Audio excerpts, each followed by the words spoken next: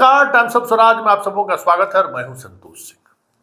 और आज हम टाइम्स ऑफ स्वराज में बात कर रहे हैं कि लालू यादव जिस तरीके से और तेजस्वी यादव ने भी राजद के MY समीकरण को बढ़ाने के लिए जो फैसले लिए हैं लोकसभा चुनाव के दौरान, वो फैसला उन पर भारी पड़ जाए तो कोई बड़ी बात नहीं होगी, क्योंकि MY के अंदर से जो उबाल देखने को मिल रहा है और उस उबाल की वजह से जिस तरीके से समीकरण ध्वस्त हो रहे हैं RJD के, ऐसे में आने वाले समय में लालू परिवार की मुश्किलें और बढ़ सकती है। इसलिए कि ये जो आवाज़ उठ रही है ना, ये आवाज़ मीसा और छपरा से जो बेटी चुनाव लड़ रही है रोहिणी, दोनों को भी प्रभावित कर सकता है।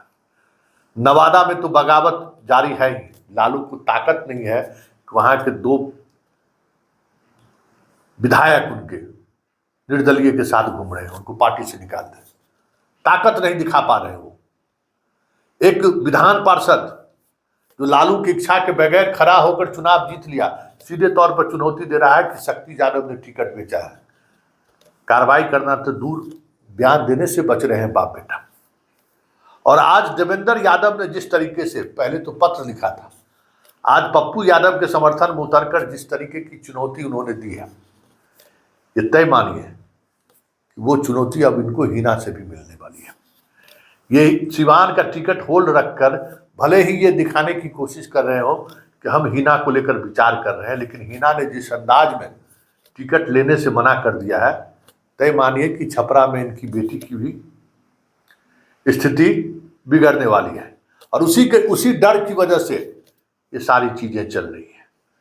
अब देखना दिलचस्प होगा, इस चले थे चक्रव्यूह में पप्पू को घेर दें, चले थे चक्रव्यूह में हिना को घेर दें, चले थे चक्रव्यूह में विनोद यादव को घेर दें, और आज खुद चक्रव्यूह में लालू परिवार घिरता हुआ दिख रहा है।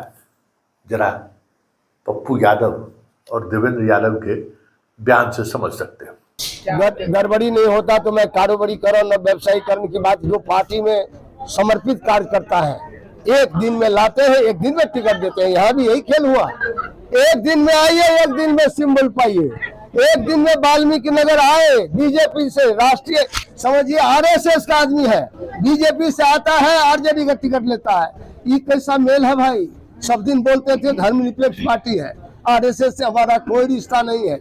मैं अब अंत में यही दर्द के साथ कहना चाहता हूँ, मनुवाद का विरोध करते करते मनीवाद के कुछ लोग शिकार हो गए, इसलिए अब इससे ज्यादा हम कुछ नहीं करते। पप्पू यादव को पूर्णिया से टिकट ना मिलना, इसके पप्पू यादव धरती मिट्टी का बेटा है। पप्पू यादव को कोई पूर्णिया से, आप लोग का जब इतना आशीर्वाद है, टिकट इसीलिए घेरा गया, इनको अभिमन्यु बना दिया इस महाभारत में, इसको चारों तरफ से घेर लो, देख लो जाएगा कहाँ। तभी बेचारा जब इनको कहा वहाँ जो लड़ो मधेपुरा, आज मैं खुलेआम आपके मीडिया में कर रहा हूँ, मुझसे भी कहा गया 20 तारीख को क्या आप मधेपुरा लड़िए। हमने कहा नहीं, वो धरती है, समाजवादी धरती है, वहाँ पप्पू यादव है, वहाँ शरद यादव लड़ा है, हम उस जगह नहीं जाएंगे, हमसे भी कहा गया था। तो इस तरह से फिर पप्पू जी से कहा गया। आप इसी से समझिए पप्पू जी पर गुस्सा, इसलिए पप्पू जी स्वाभिमानी है। पप्पू जी, इनका जो चेहरा सब है परिवार में, उससे ज्यादा चमक रहा है संघर्ष। ये तो अपराध है इनका, जो मेरिट वाला होगा किसी भी कम्युनिटी का, पप्पू क्या दोस्त क्या है उनका बेचारा का, कन्हैया का, किसी भी बिरादरी में यदि मजबूत नेता निकलेगा, बोलने वाला भोकल प्रखर सांसद होगा, उनको हिना साहब का क्या दोष है? 3 बार सरकार बनाने में उनके पति ने अपनी शहादत तक दे दिया। आज हिना साहब का हालत देख लीजिए, माइनॉरिटी को 2 टिकट बंटवारे में आप गलती की बात करते हैं, तो सीधा दिखाई दे रहा है, एपरेंट है, पारदर्शिता है कि 2 टिकट देगा माइनॉरिटी का। जनाधार का कहते हैं सबसे बड़ा हमारा है, माइनॉरिटी है, 1 मिनट छोटा नहीं। आप मधुआ मजदूर समझ लिए हैं अल्पसंख्यक को, क्या अल्पसंख्यक आपका बंधुआ मजदूर है? हिस्सा नहीं दीजिएगा, अब वोट दिलवा दीजिएगा। इस बार पता चल जाएगा, लोग फैसला कर रहा है।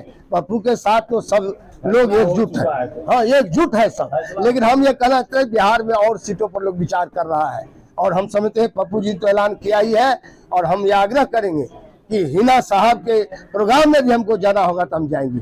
एक है सीमांचल तो एक है उधर, कहीं भी हम लोग छोड़ेंगे नहीं, क्योंकि हम लोग जनता की आवाज को समझ रहे हैं, हकीकत क्या है धरती पर। है, मेरा खून है, मेरी मिट्टी है, मेरी माँ है, और सीमांचल, कोसी, पूर्णिया, मिथिलांचल यह इतिहास लिखेगा 2025 में। यह चुनाव 2024 का है, 25 का नहीं है। मैं हाथ जोड़कर आज भी आग्रह करता हूं कि हम लोग मिलकर निर्णय लें, गलत लोगों के हाथ में जो बचे कुची सीट है नहीं जाने दें। जो तीसरे, चौथे, पांचवें, छठे चरण का सीट है उस पर लालू यादव जी पुनर्विचार करें, कांग्रेस का रेस्पेक्ट करें, कांग्रेस को बड़ा भाई माने।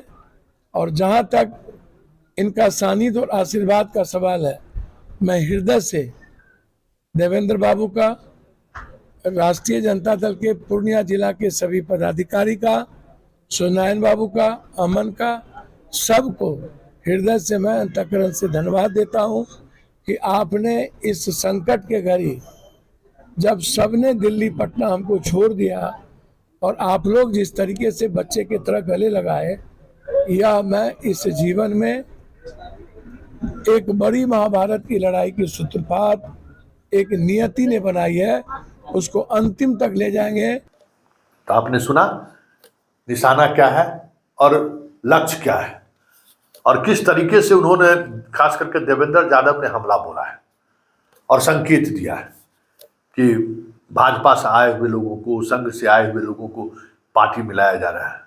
अब इस पार्टी में मुद्दा महत्वपूर्ण नहीं रहा, मुद्रा महत्वपूर्ण हो गया। संघ और बीजेपी के नाम से सिर्फ कहते हैं कि हम लड़ाई लड़ रहे हैं, जबकि बस मुद्रा पर सारी चीज़ें डील हो रही है। ये बड़ा आरोप है, और जैसे जैसे चुनाव प्रचार आगे बढ़ रहा है, ये आरोप जो है बलवती होता जा रहा है। ऐसे में लालू यादव का जो मूल आधार है MY, वही दरक जाए इस चुनाव में, तो कोई बड़ी बात नहीं।